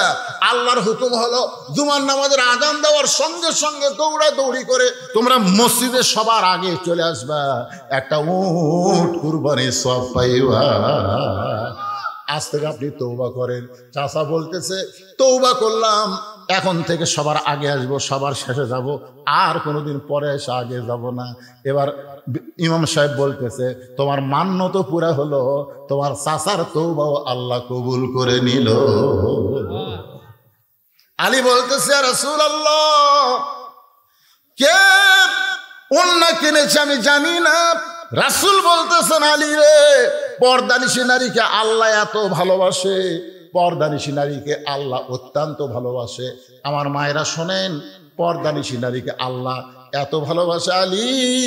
আমার ফাতেমা পর্দানিশী, সেই ফাতেমার অন্য দুনিয়ার কোনো মানুষ কিনুক, এটা আল্লাহ চাইনি, এটা আল্লাহ পছন্দ করেনি বলে একজন ফেরেশতাকে খরিদ্দার বানায়া মানুষরূপী তোমার কাছে পাঠায় দিছে। ওই ওন্নাটা 6টা দিরহাম দিয়ে কিনা আল্লাহ তাআলা জান্নাতের মধ্যে রাইখা দিয়েছে। আলী, যেই ফকির তোমার কাছে ভিক্ষা চাইলো সেই ফকির হলো ওই ফেরেশতা যে তোমার কাছ থেকে ওন্না খরচ করে নিয়ে গেল। ওই ফেরেশতাকে আল্লাহ বলল, ও ফেরেশতা মানুষের রূপে যাও, আলীর কাছে ফকির হও, যে 6টা দিরহাম দিছি ওই 6টা দিরহাম ফেরত নিয়ে আসো। ফেরেশতা বলে আল্লাহ, হাসান হোসেন না খায় ঘুম পাড়তেছে, মায়ের ওন্না বিক্রি করে বাবা খাবার কিনতেছে, এমন সময় কেন পাঠাইতেছেন? আল্লাহ বলেন লিয়াবলুয়াকুম আইয়ুকুম আহসানু আমালা। রে ফেরেশতা, তোদেরকে না মানুষকে আমি উত্তম আমলের পরীক্ষা করব। আজকে আলীর কাছে তার সন্তানের দাম বেশি না আমি আল্লাহর কোরআনের দাম বেশি, এই পরীক্ষা হবে। নই বলে আলী রে, ওই ফেরেশতা ফকির সাইজা তোমার কাছ থেকে 6টা দিরহাম নিয়ে গেছে, আর আল্লাহর কোরআন তোমাকে বলতেছে একটা দিরহাম দিলে তোমাকে 10টা দিরহাম দেওয়া হবে। আল্লাহ ওই ফেরেশতাকে উটওয়ালা বানায়া তোমার কাছে উট বিক্রি করলো, আবার ওই ফেরেশতাকে খরিদ্দার বানায়া 160 দিরহাম দিয়ে আল্লাহ তোমার কাছ থেকে উট খরিদ করে নিল। এই খরিদ করার পরে 100 দিরহাম উটওয়ালারে দিয়া যেই 60টা দিরহাম তুমি পাইলা 2 বস্তা খাবার নিলা। ফাতেমা বলতেছে আপনি যে ওয়াজ আমাকে বসে থেকে শুনাইলেন, কাটুরের বউ সামিলা আমার আগে জান্নাতে কেমনে যাবে, এই ওয়াজটা তো আমি এখনো পর্যন্ত শুনতে পাইলাম না। আলী বলতেছেন ফাতেমা, তুমি জান্নাতে যে নেত্রী হওয়ার কারণে আল্লাহ তোমাকে হেঁটে হেঁটে জান্নাতে নেবে না, নেত্রী হওয়ার কারণে আল্লাহ তোমাকে উঠের পিঠে করে জান্নাতে নিবে। কারণ তুমি সাইদাতুন নিসা আহলেল জান্নাহ, সমস্ত জান্নাতীরা এদের নেত্রী হওয়ার কারণে আল্লাহ তোমাকে উঠের পিঠে করে জান্নাতে নিবে। ওই যে জান্নাতের 8টা দরজা দেখা যায়, আর কিছু দূর উঠ গেলেই তুমি জান্নাতে যাবে, কিন্তু হঠাৎ উটটা ব্রেক হয়ে যাবে, উটটার পা আর সামনে যাবে না। ফেরেশতারা বলে আল্লাহ সাইদাতুন নিসা ফাতেমা উট ব্রেক হয়ে গেল, উটটা তোর সামনে যায় না। আল্লাহ বলে ফেরেশতা, উটটা যদি না সামনে না যায়, উটটাকে টেনে টেনে সামনে নিয়ে যাওয়া লাগবে। ফেরেশতা বলে আল্লাহ, উটটার কি ধরে টানবো? টানার তো কিছুই নাই। আল্লাহ বলে ফেরেশতা, কোথায় রে যে ফাতেমার ওড়না 6 দিরহামে খরিদ করে জান্নাতের মধ্যে রাইখা দিছ, ওই ওড়নাটা এনে উটের গলায় বেঁধে দাও। আলী বলে ফাতেমা, ওই ওড়নাটা তোমার উটের গলায় বেঁধে দেওয়া হবে। ওড়নার একটা অংশ নিচের দিকে ঝুলতে থাকবে। এখন ফেরেশতারা বলবে আল্লাহ, এই উটটাকে কে টেনে জান্নাতে নিয়ে যাবে?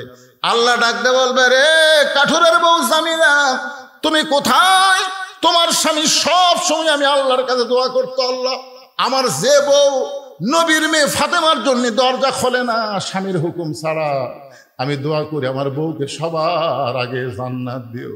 আল্লাহ বলে জামিলা রে, আমার খাতুনে জান্নাতের উটটা টেনে টেনে তুমি জান্নাতে নিয়ে যাও। তুমি ফাতেমা মনে করবা জামিলা আমাকে টেনে টেনে জান্নাতে নিয়ে যাচ্ছে।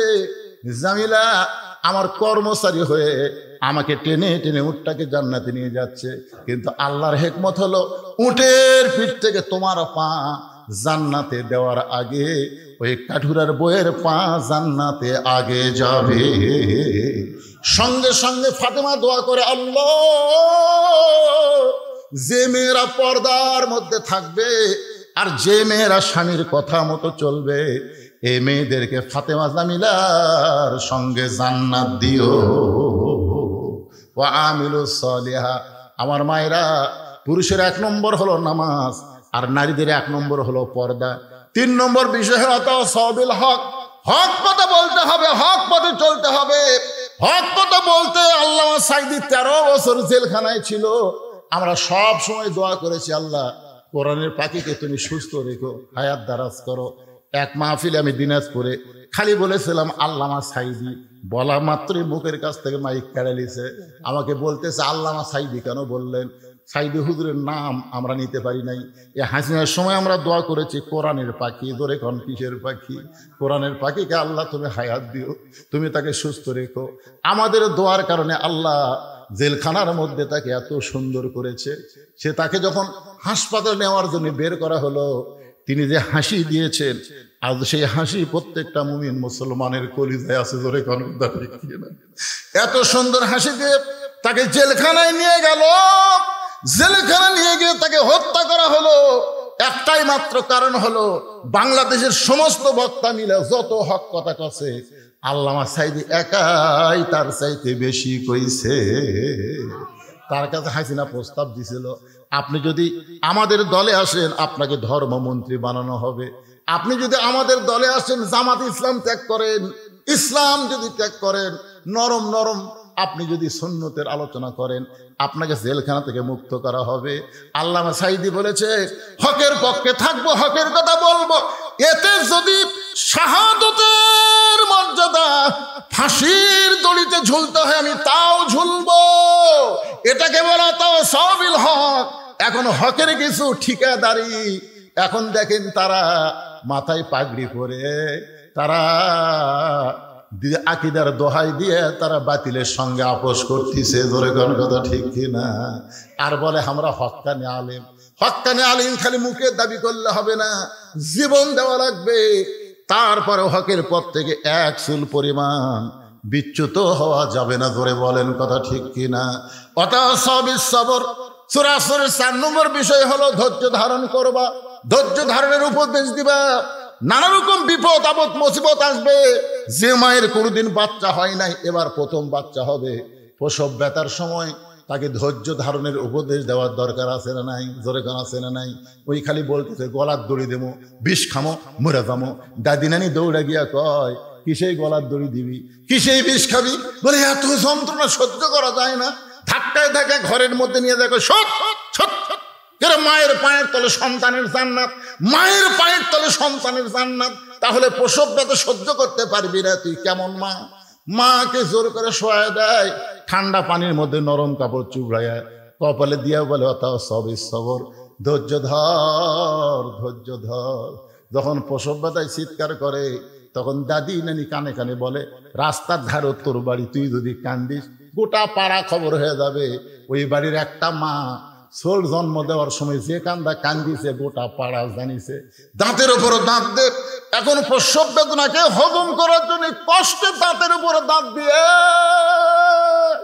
যখন মা ধৈর্য ধারণ করতেছে, এমন সময় ধাত্রীকে দাদি ইশারা করে এখন টান দে, এখন টান দেওয়া তাও সবর গ্রহণ করেছে, এখন টান দে। বাচ্চা টান দেয়, বাচ্চা মেয়ে মেয়ে বলে কান্দে, ওই কান্না মা শুনতে পায় না, মা বেহুশ হয়ে যায়। বাচ্চাকে গোসল করে, ওই বাচ্চা যখন মায়ের বুকের উপরে দেয়, মা সন্তানের পরশ পাইয়া হুঁশ ফিরে পায়। বাচ্চাকে ডান হাতে মুখের কাছে নিয়ে এসে চুমা খায়। দাদি নানি তিরস্কার করে বলে, এরই জন্যই গলার দড়ি দিবার চাইলি, এরই জন্যই তুই বিষ খাবার চাইলি, এরই জন্যই তুই আত্মহত্যা করার চাইলি, এরে লাত্তি দিয়ে ফেলে দে, এরে চুমু খাস কেন? মা বলে, দাদি গো, কষ্টের পরে এত শান্তি এটা কোনোদিন আমি বুঝতে পারি নাই। আসলে বাংলার মুসলমান 15 বছর 16 বছর হাসিনার কষ্টের মধ্যে ছিল। জোরে কোন কথা ঠিক কিনা? কষ্টের পরে আমরা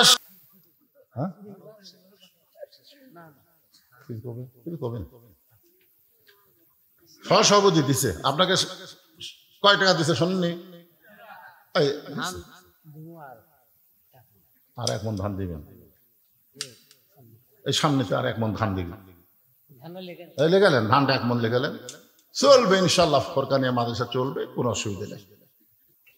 আস্তাগফিরুল্লাহ পড়েন, আস্তাগফিরুল্লাহ রাব্বি মিন কুল্লি জামবি ওয়া তুবু ইলাইহি, লা হাওলা ওয়া লা কুওয়াতা ইল্লা বিল্লাহিল আলিয়্যিল আযীম। আল্লাহুম্মা আমিন। আল্লাহুম্মা আনতাস সালাম ওয়া মিনকাস সালাম, তাবারাকতা ইয়া যাল জালালি ওয়াল ইকরাম। আল্লাহ, তোমার তেলধাপ ফরকানিয়া মাদ্রাসাকে উপলক্ষ করে আজকের এই মাহফিল, তোমার পাগল বান্দা বান্দিরা আরামের বাড়িতে ফ্যানের বাতাস বাদ দিয়া এই গরমের মধ্যে দীর্ঘ সময় পর্যন্ত বসে বসে কোরআন হাদিসে আলোচনা শোনার শেষ আমি গুনাহগারের সঙ্গে রহমতের দরজায় ফকির হয়ে দোকানা হাত তুলেছি। আল্লাহ, মেহেরবানি করে আজকের মাহফিল আমাদের সকলের হেদায়েতের জন্য, নাজাতের জন্য, জান্নাতের জন্য কবুল করো। এই মাহফিলের শুরু থেকে শেষ পর্যন্ত যত আলোচনা হয়েছে, এর মধ্যে যদি ত্রুটি হয়, ভুল হয়, মাফ করে দিও। এর জাহাদিয়া মঞ্জুর করো সোনার মদিনায়, নবী পাকের রওজা মুবারকে আল্লাহ কবুল করে নিও। तमाम আম্বিয়াই কেরাম, আসহাবে কেরাম, তাবিনী কেরাম, তাবা তাবিনী কেরাম, तमाम পৃথিবীর মাটির নিচে যত মুমিন মুমিনা আছে আল্লাহ সকলে আরওয়াফে হাদিয়া কবুল করো। আল্লাহ, আমরা যারা হাত তুলেছি, আমাদের জনম দুঃখনী মা বাবা যাদের কবরে চলে গেছে, আল্লাহ মেহেরবানি করে মা বাবার কবরকে জান্নাতের টুকরা বানায় দাও। আল্লাহ, তোমার এই কোরআনের মাহফিলে নগদে বাকিতে আজকে যারা দান করেছে, আগেও যারা দান করেছে, সব দানগুলোকে জান্নাতের বিনিময় হিসেবে কবুল করে নাও। আমার পর্দানিশী মা বোনদের আবেদা সালেহা পর্দানিশী কবুল করে, মা ফাতেমা জামিলার সঙ্গে তাদেরকে জান্নাতি কবুল করে নিও। আয় আল্লাহ, আমি অসুস্থ, আমার মতো অসুস্থ যারা হাত তুলেছে, আল্লাহ সবাইকে সুস্থতার নিয়ামত দান করে দাও। কে কোন নিয়তে হাত তুলল আল্লাহ সকলের নেক নিয়ত নেক আশায় কবুল করো। আজকের মাহফিলের সম্মানিত সভাপতিকে আল্লাহ তুমি কবুল করো, সহসভাপতি কবুল করো। আজকের মাহফিলের প্রধান অতিথি বরণ অতিথিদের কবুল করো, সম্মানিত অতিথিদের আল্লাহ তুমি কবুল করো। কষ্ট করে মেহনত করে যে তেল ধাপের বাবাজিরা আজকের জান্নাতের বাগান লাগাইছে, আল্লাহ তাদের সকলকে 5 ওয়াক্ত নামাজি হিসাবে কবুল করে নাও। মুরব্বীদের কবুল করো, যুবকদের কবুল করো, কচি কাঁচাদের কবুল করো, মা বোনদের কবুল করো। গোটা বিশ্বের মুসলমানকে আল্লাহ তুমি কবুল করো। ফিলিস্তিন গাজার মুসলমানকে আল্লাহ তুমি হেফাজত করো। যেখানে মুসলমান বিপদে আছে, মুসলমানদের প্রতি খাস রহমত নাজিল করো। যেদিন আমাদের মৃত্যু হবে, দিনটা যেন জুমার দিন হয়, মাসটা যেন রমজান মাস হয়। ইমানের সাথে, ইজ্জতের সাথে এই দুনিয়া থেকে বিদায় নেওয়ার কালে আমাদের সকলের জবানে জারি করে দিও, লা ইলাহা ইল্লাল্লাহু মুহাম্মাদুর রাসূলুল্লাহ